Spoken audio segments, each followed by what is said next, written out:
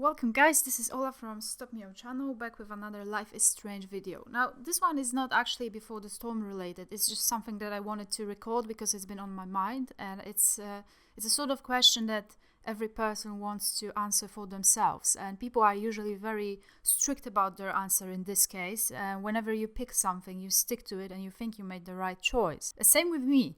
I made a choice and I think it was the right one. And today I want to explain to you why I think saving Chloe is the only possible solution when it comes to being moral.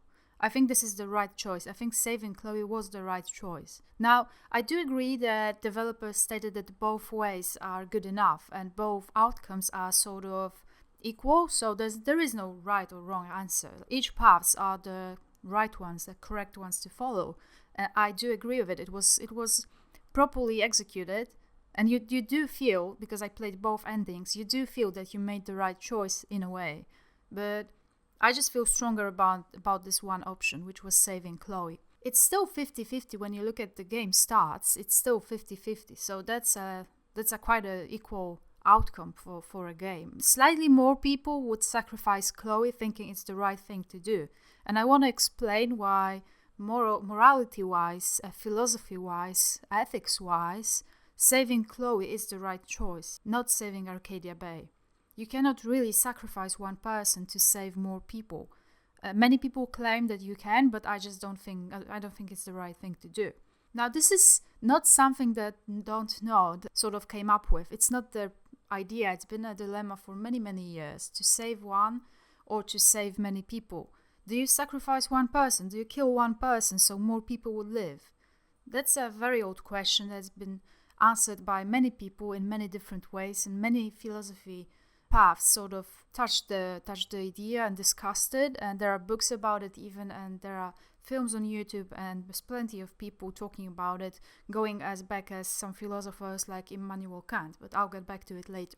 Basically, to start with, I want to say that I sort of disagree with Messiah complex.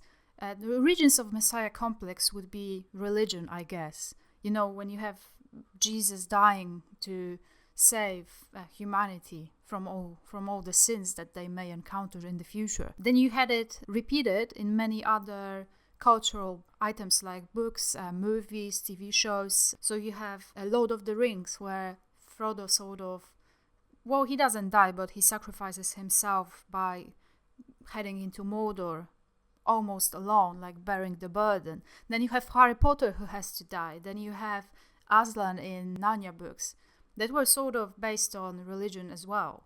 So you have this thing repeatedly showing up in culture. It's a Messiah complex, and I disagree with this Messiah complex. I don't think it's right to sacrifice one person so many more people would live.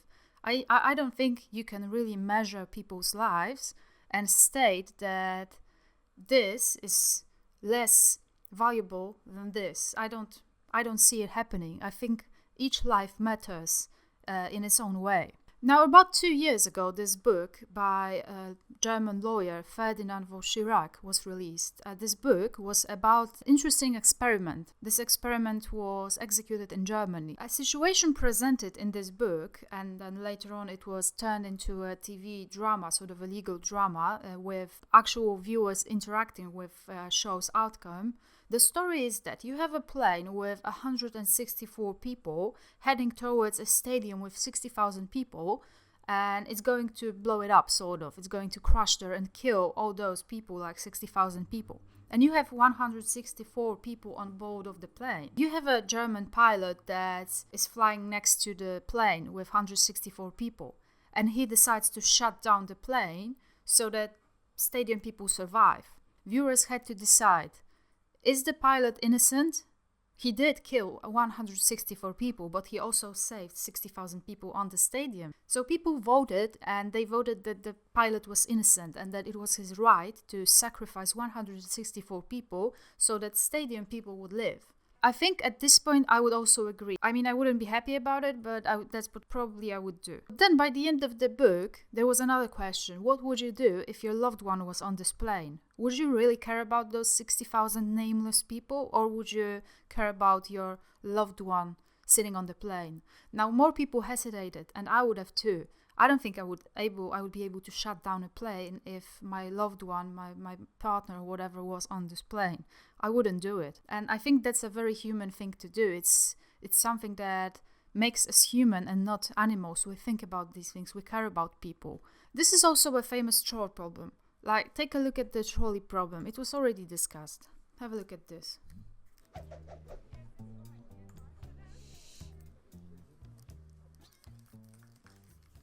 A runaway train is heading towards 5 workers on a railway line. There's no way of warning them, but you're standing near a lever that operates some points. Switch the points, and the train goes down a spur. Trouble is, there's another worker on that bit of track too, but it's 1 fatality instead of 5. Should you do that? Many people think the right thing to do would be to switch the points, to sacrifice 1 to save 5, since that produces the best outcome possible. So that's the trolley problem. That's what I was talking about. It's not really something that Don't Nod came up with or Life is Strange developers. It was already there. Trolley problem is basically our Chloe situation. You have Arcadia Bay and tornado heading towards it, and then you have Chloe on the opposite track, and you can sacrifice Chloe to save Arcadia Bay. That's actually the trolley problem. The real question is, what does actually matter? Means or the outcome? Can you do something that's really not moral, very far from moral, to get a moral outcome, so saving people? What does really matter? Means or the consequences? So in order to look for this answer, I visited this web page. I think it was Debatepedia or something like this. I found interesting arguments about this problem, the trolley problem, tornado, Arcadia Bay problem. I found argument sort of for, and then I found argument against. Argument for, so sacrificing 1 person to save more people, is what follows. It is the duty of any person or society that when given a situation where at least 1 person will die, we should try to save as many human lives as possible. Therefore, we take the choice where there is the least amount of sacrifice. We sacrificed 1 innocent person so that many other innocent people may live. So that's an argument for. And then the response would be, the value of human life is immeasurable. Therefore, to say that we can be more productive in any way by saving the greater amount is neither logical nor morally acceptable. I have to say I agree with this. I value each person, each human life equally. I wouldn't be alright with sacrificing someone so that more people would live if sacrificing someone was an action that I actually had to perform. So like Max, she had to physically sacrifice Chloe. And then I finally took into consideration what Chloe said when she told Max to sacrifice herself. I mean, I don't buy it that she meant it. I don't think she meant it. And I think what she said was very, very sad, and I dislike it strongly, and it sort of pushed me towards saving her. This is what Chloe said. All that would take is for me to... Fuck that! No way! You are my #1 priority now. You are all that matters to me. I know. You prove that over and over again, even though I don't deserve it. I'm so selfish. And then she carried on saying how her mom deserves to live, but she said that she doesn't. She doesn't deserve to live. I saved her to prove to her, to show her that she does deserve to live. Everyone does. She hasn't done anything wrong in her entire life. She was good to people. It's the people that sort of mistreated her, like David or school, assuming that she's bad. The only person that was really good to her was Rachel and then Max. Her mom was okay. I mean, I feel sorry about Joyce. It's just that I'm in denial. I'm hoping that Joyce survived this. Out of everyone, I hope that Joyce survived this. The last thing that proved that saving Chloe was the right choice was what Max wrote in her diary. Have a look at this. I remember this famous episode of the original Star Trek where Kirk has to go back in time and let the person who loves die so the Nazis won't win the war. What kind of fucked up choice is that? What would have happened if I had not been in the school bathroom to save Chloe that day? But damn it, I was there and thus I was supposed to be there. Destiny. She believed it. She believed that she was meant to save Chloe, and I agree as well. If Max allows Chloe to die, then none of this really happened. None of this mattered. Sure, maybe Mr. Jefferson would be caught, but like he died anyway. I don't think the purpose of everything was that Max would live through this or that Chloe would have some nice last day of her life. That's bullshit. I think that Chloe deserved to live. And it's not okay to measure human lives and say that more people have more value than one person. We cannot measure this. Life is not quantitable. Each life matters. And finally, coming back to what I said at the beginning, Immanuel Kant, that's a German philosopher.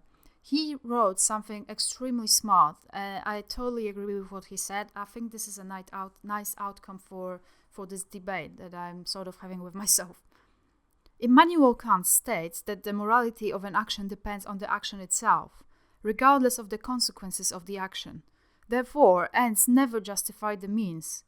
Even if killing one innocent person were to save more people, it is not morally permissible because the action of killing is immoral in all cases. Max saved Chloe. At this point, she wasn't aware she was making a choice. She just saved her. Later on, she was aware that she's making a choice. The choice was to sacrifice Chloe or to sacrifice Arcadia Bay. And by sacrificing Chloe, she would sort of let tornado happen. She's not actually killing those people, but with Chloe, she knows that she's going to kill Chloe. Well, that Chloe will be killed by Nathan, by accident or not. Chloe deserves to live. She's not some sort of messiah to be responsible for a town that mistreated her so badly. This is not her responsibility. If a tornado comes, then it comes. It happens.